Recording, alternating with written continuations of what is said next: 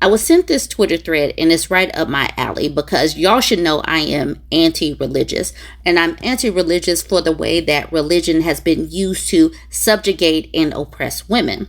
So this person named Aisling, she is commenting on this man Dan O'Brien's tweet. So before I get to Aisling, let's look at Dan O'Brien's tweet.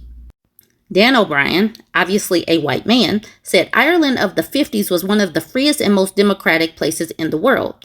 Even Northern Ireland, with discrimination and gerrymandering, was freer than parts of Europe under totalitarianism in the East and authoritarianism in the South. So that's what Dan O'Brien said, and he started a conversation. But obviously, an older white man is thinking about things and he probably doesn't see the whole picture. So that is where Aisling comes in. So here's Aisling saying, divorce wasn't legal until 1995. So if your husband was beating the life out of you, you couldn't leave. Termination was illegal. If you couldn't safely carry a pregnancy, you were screwed. The last Magdalene laundry only closed in 1996. And in the 1970s, women had to give up their jobs if they got married. Women weren't allowed in pubs until 1968.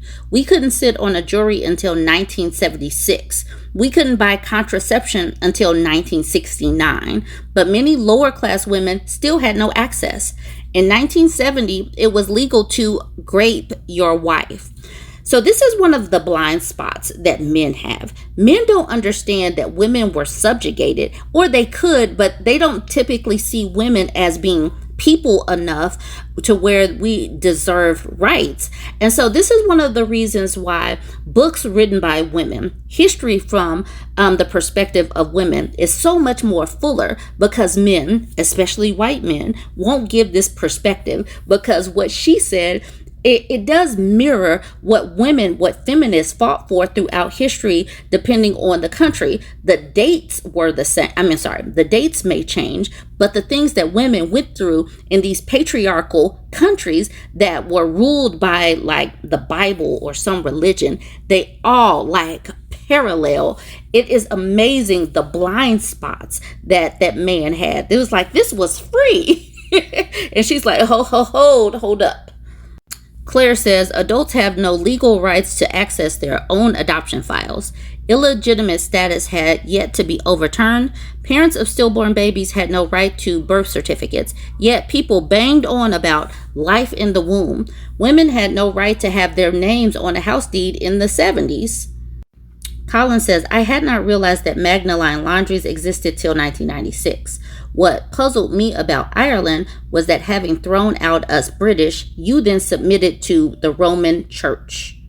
And then Aisling says it wasn't a submission. It was the exact same situation that happened with the Brits. It was abuse and control. So I had heard of Magdalene laundries before, but not well enough to where I could just speak on it without going to Google. So here is a Google description. It was also known as Magdalene asylums. They were institutions primarily run by Roman Catholic religious orders in Ireland, operating from the 18th to the late 20th centuries. They were intended to house fallen women, a term used for women perceived to have transgressed social or religious norms. These women were essentially forced to work in laundries without pay. So slavery, that sounds like slavery for women, with the institutions profiting from the commercial laundry services they provide.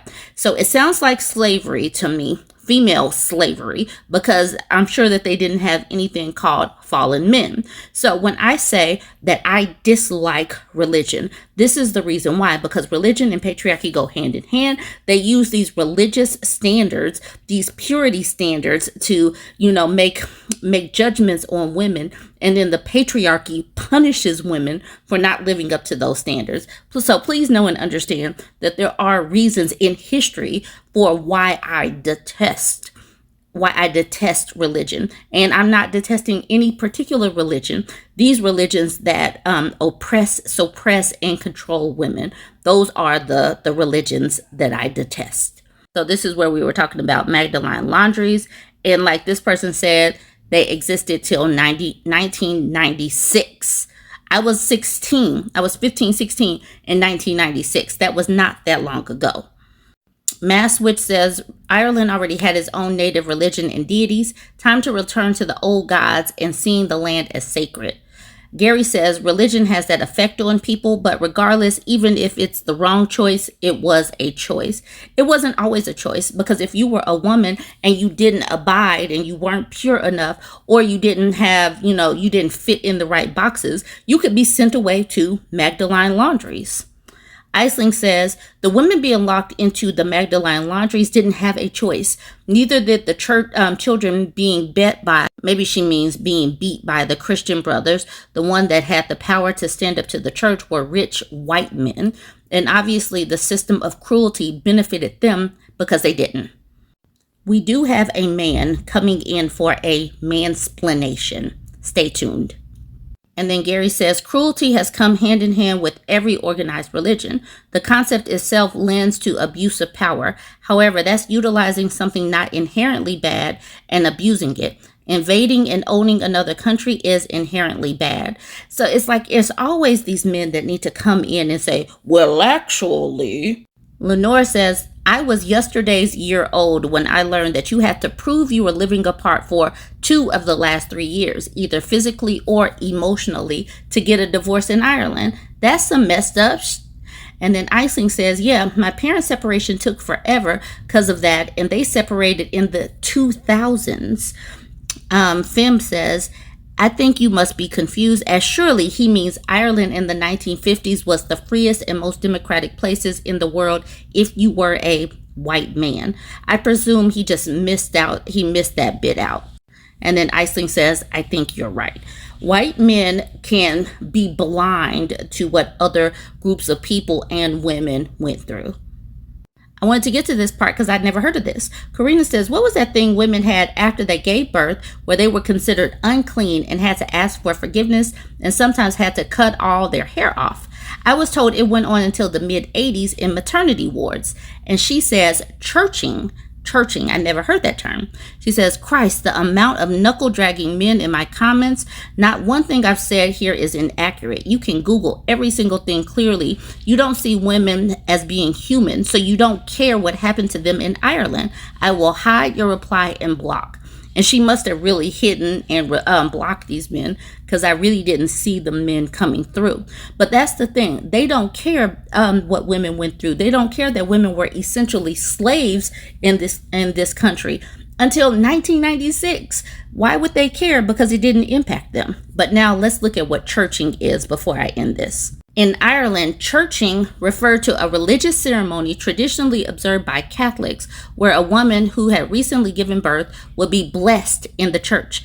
This practice, dating back centuries, was a way to acknowledge the birth of a child and welcome the mother back into the church community after a postpartum period. But if she was unclean due to birth, that is a mess, considering the impact and the sacrifice and all that women have to go through to actually have a baby. And then they have to get churched in order to go back into the community. That's a hot mess. And once again, it is a religious ceremony. So once again, y'all, this just adds another example as to why I cannot stand religion and how it treats a woman, because men they participate in creating these babies, but they're not unclean due to actually having one with their wives or with their girlfriends or whatever. But women are unclean, and fallen women have to go to these laundries and be slaves. And that really does speak to like what happened to women in the United States getting lobotomized or getting institutionalized for stepping outside of traditional boxes. Women were being punished for simply existing and having thoughts and, living as humans. We actually had to fight for our autonomy all over the place. So just some history. I thought that this was very, very interesting. And one thing that you have to do, you have to have some intellectual curiosity. I don't know a lot of these things. I didn't know what these things were. But when you hear terms, I don't know what that is. Let me look that up. That's intellectual curiosity. And simply with me dropping these terms, don't expect that I'm going to give a college class on these things. If you're interested, go ahead and also look things up. Let me know what you think about all this. Join the conversation. Don't forget to like, comment, and share. The content creator Ask Aubrey shared a screenshot of this man's post. This was posted in the left-wing male advocates subreddit. I've never seen this subreddit, but the title grabbed me. It says, a list of some things feminists seem to not understand due to having female privilege. I'm going to jump into this, but I'm going to explain what I want us to do as we listen to this list. He says, let me make this clear first and foremost. Pointing out that women have it easier in certain areas of society does not deny the negative stuff that happens to women. Being privileged does not mean that women receive everything in life for free or that they don't work hard or suffer. In many cases, the very society that upholds female privilege with a little pinch of gynocentrism also inflicts significant harm on girls and women. Now, he gives a list of 20 things that are supposed to be female privilege. So I am not going to say female privilege is. I'm going to do that once and then just hit his bullet points. As I am saying these things, listen and counter what he is saying, because some of these things is like, is this really a privilege? I don't think so. So I want you to put in the comments what your counter would be to these numbers. You'll hear it because it's like, is this really a privilege? Or, okay, just let's listen. Number 1, female privilege is being able to walk down the street at night without people crossing the street because they're automatically afraid of you. 2, being able to approach someone and ask them out without being labeled creepy. 3, being able to get drunk and have sex without being considered a rapist. Female privilege is being able to engage in the same action as another person, but be considered the innocent party by default. 4, being able to turn on the TV and see yourself represented positively. Female privilege is in shows like King of Queens and Everybody Loves Raymond, where women are portrayed as attractive, competent people, while men are shown as ugly, lazy slobs that those women married for some reason. All right, number 5, the idea that women and children should be first rescued from any sort of emergency situation. Female privilege is saving yourself before you save others and not being viewed as a monster. 6, being able to decide to not have a child. 7, not having to support a child financially for 18 years when you didn't want to have it in the first place. Are we sure that that is not going on right now? 8, never being told to take it like a man or man up. Okay. 9, knowing that people would take it as a gravely serious issue if someone raped you. Female privilege is being able to laugh at a prison grape joke. 10, being able to divorce your spouse when your marriage is no longer working because you know you will most likely be granted custody of your children. 11, being able to call the police in a domestic dispute knowing they will take your side. Female privilege is not having your gender work against you when police are involved. Oh, because police just automatically listen to women. Wow. 12, being caring or empathetic without people being surprised. 13, not having to take your career seriously because you can depend on marrying someone who makes more money than you do. Female privilege is being able to be a stay-at-home mom and not seem like a loser. 14, being the female star of a speeding ticket. Really? A speeding ticket? 15, female victims are favored by teachers in elementary. Female victims? All right, are favored by teachers in elementary, middle, and high school. Female privilege is graduating from high school more often. Beforming? I don't know what this means, but being accepted to more colleges and being generally encouraged and supported along the way. 16, female privilege is being able to have an opinion without someone telling you you're just a butthurt fedora-wearing neckbeard who can't get any. 17, female privilege is arrogantly believing that sexism only applies to women. 18, females are statistically less likely to be murdered or victims of a violent crime. Why is that? 19, female privilege is being assumed that your role in your child's life is generally more important than the father's. 20, female privilege is being unaware of having female privilege.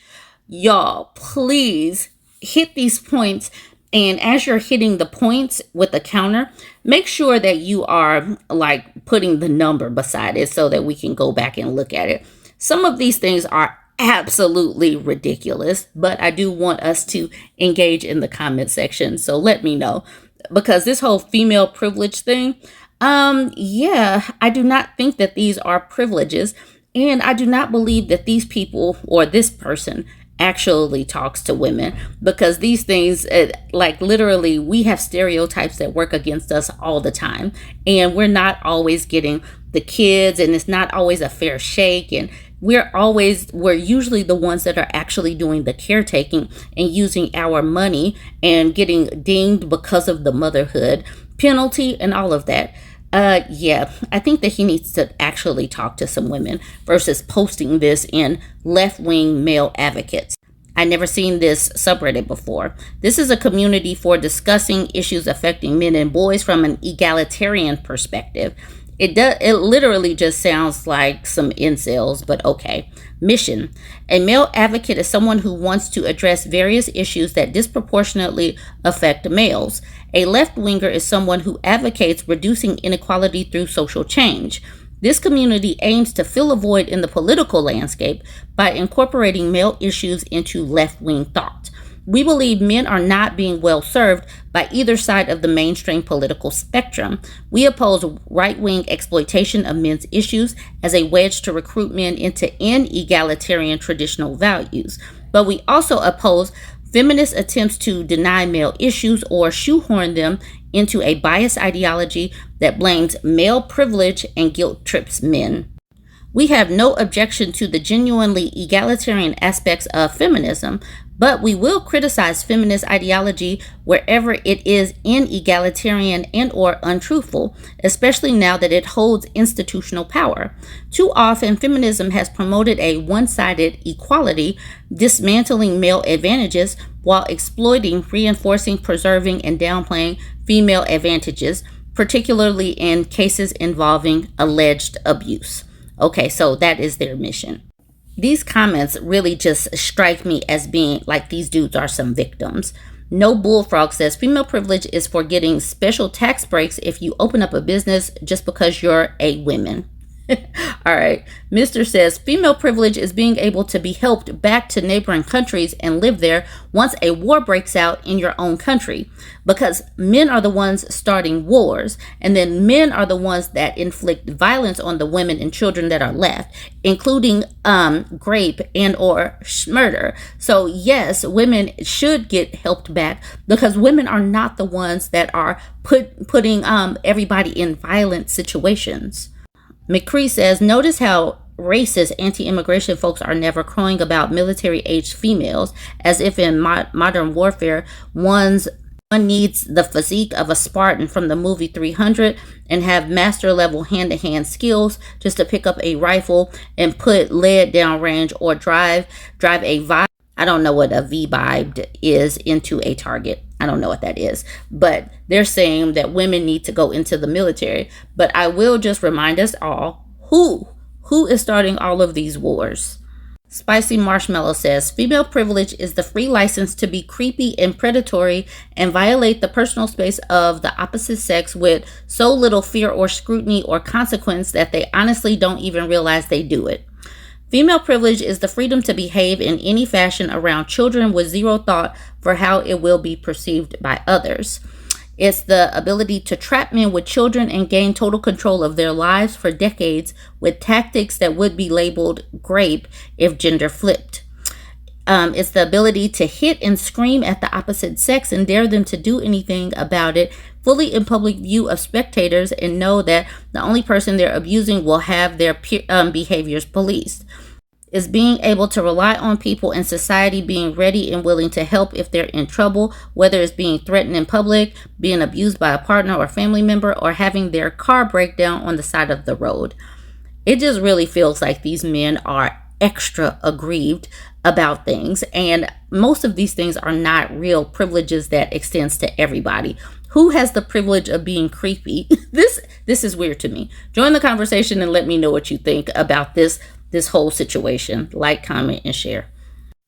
Here we have a woman posting in the Am I the A-hole subreddit. And what I say about these women posting in the Am I the A-hole subreddit, they're just looking for validation for feeling normal human emotions. So she says, am I the a-hole for making my husband sleep on the couch after he refused to help me take care of our kids? Based on the title alone, no, you're not the a-hole. Sounds like a husband that probably needs to be blindsided. So she's 33. She's 33, he's 35. She says, I have 4 kids with my husband, and our kids are all under 4. So it's a handful. They have, a 4-year-old daughter, 2 3-year-old daughters, and a 1-year-old son. Jesus. A few nights ago, after I had been taking care of the kids all day, just like usual, dinner just ended and the kids were all settled down for the first time that day. So I asked my husband if he could just watch over them while I go shower, because truth be told, it had been around 2 days since I got a chance to take a shower. So naturally, when I got a chance, I took it. But instead of him agreeing to simply make sure they didn't unalive each other, he got upset, which I didn't even realize. So I went and took a shower, spent 20 minutes tops. So it really wasn't a long time. When I got out, my husband was clearly pissed for whatever reason, which made no sense because all of the kids were almost completely silent, which was a miracle. But I thought maybe his day at work was bad. So I asked him what was wrong. He said that he couldn't believe that I would ask him to watch the kids after he had such a long day at work, which completely shocked me. I am shocked and appalled right now. He then proceeded to complain about how they annoyed him the entire time I was in the shower, and now he's not going to have any time to relax before bed. I didn't even think it through at first, but I immediately felt bad and apologized because that's just what made sense to my mind in the moment. Later, after I finished cleaning up the house a bit, I don't know what made me do it, but something just made me want to check the cameras to see if he was telling the truth. He wasn't. All I saw on the cameras while I was gone was my oldest playing around with the baby, not making too much noise, and the other 2 just drawing. They didn't bother him at all, and that pissed me off because he lied and made me apologize for no reason. I immediately confronted him about it, and he just said it didn't matter and I shouldn't have done it knowing he was working all day, which only got me angrier. But I wasn't about to start an argument in front of our kids, so I simply told him he could sleep on the couch that night, which resulted in me and the kids having a little sleepover in our room. Since this whole situation happened a few days ago, he's clearly still mad at me and barely has even spoken to me since. I tried talking to some family, but they think I might have overreacted. Am I the a-hole? Absolutely not. When is the mom supposed to get some rest? When is she supposed to take a break? 4 kids under 4? Oh my goodness, I'm tired just thinking about that. This woman cannot have any free time to herself. I'm sure the house is a mess. Well, a mess in that it looks like kids live there. This is not ideal if you don't have a partner that is all in, because yes, she deserves to put her feet up a little bit, because when you are a mom like this, you are constantly on. As long as the kids are up and you're awake, you're constantly on. And even once the kids go down, you're thinking about all of the other things that you didn't get accomplished while they were awake. And he gets upset because you had to take a shower and he had to watch his own kids. This does not seem like a sustainable situation at all. I hate the way this question is coming out the gate, basically laying all of this on this woman. This person always writes, says, how the F do you manage to have 4 kids in 4 years with someone who doesn't want any? How have you managed to convince yourself that he has no responsibility as a parent? But the thing is, we don't know that he didn't want these kids. We don't know what he said to her, and we're not going to know how they will react to having kids until they actually have some. And he might have said, I want a big family. He could come from a big family. We don't know enough to ladle these type of accusations on this woman without some background information. I don't like the framing of this question at all. Hotberry says, you have definitely overlooked a lot and literally settled for less. Your husband seems highly irresponsible. I must say you deserve better. Educational Image says, it's wild how many women end up co-parenting with someone who acts like a fifth child instead of an actual partner. Derailed says, the problem is they're not co-parenting. They're actually single parenting an additional adult child. If your life would be easier without your spouse, you need to reconsider why you are married to them. Employee C says, an additional child that pays all the bills. Yeah, but this additional child that pays all the bills is not helping with the family that they created. Why create a family if you're not going to be checked in? This is where a lot of these people go wrong, and why many of their adult relationships are fractured, or they make it so that the ladies can simply walk away because they haven't been there in the first place. Their life, if the man got plucked up, once these kids are old enough to go to school, if the men have not created relationships with their children, then they're not going to miss dad when he's gone. Reasonable Caller says, wow, you think having a job makes you an S-tier partner? That's the baseline. Of course, if one partner is working full time, then the other picks up more chores and household responsibilities. But the kids don't stop needing things after 8 hours, and the house doesn't stop needing management in 8 hours. So women just work 24/7, 365 because you work 40 hours a week to cover the bills. Idiot. Troll. I hope women can smell you coming and stay miles away. Just the two Taurus says, oh, I'd bet money that there's an odor permeating from them that's noticed for a few city blocks. Omi Goon says, OP's husband should get explained that OP was working the whole day too, and that she can't work 24/7 and needs some time to herself, but the life would be easier without your spouse is a big exaggeration. She'd have to pick up her work and his if she'd be alone. And then Employee C says, ah ha ha ha, this BS brought to you by a stay-at-home mom who only survives from the generosity of a working man. Mayfly says, it's not generosity. You're a team and your work is just as valid as his, even if it's unpaid. Don't sell yourself short or look down on yourself, or the other will too. Future Rose says, yep, what a car crash. OP has made herself a very bad bed to lie in. A man who views looking after his kids as involuntary babysitting doesn't actually want them or even like them, or OP. If I were you, I'd quit apologizing and trying to convince myself I'm overreacting and start making contingency plans for when he walks out on you all. At least he'll be stuck for a hell of a lot of child support. And then Creative Music says, OP shouldn't wait for him to walk out. She should start positioning herself to kick him to the curb. As bad as my narcissist abuser ex was, he at least let me shower without complaining that our kids were annoying him. Life will be much easier when OP is actually a single parent and not a married single parent. So I'm going to end that there. We do see these types of conversations consistently. The crazy thing is the narrative is get married, have babies, and all of this, but so much gets toppled, gets shouldered on women.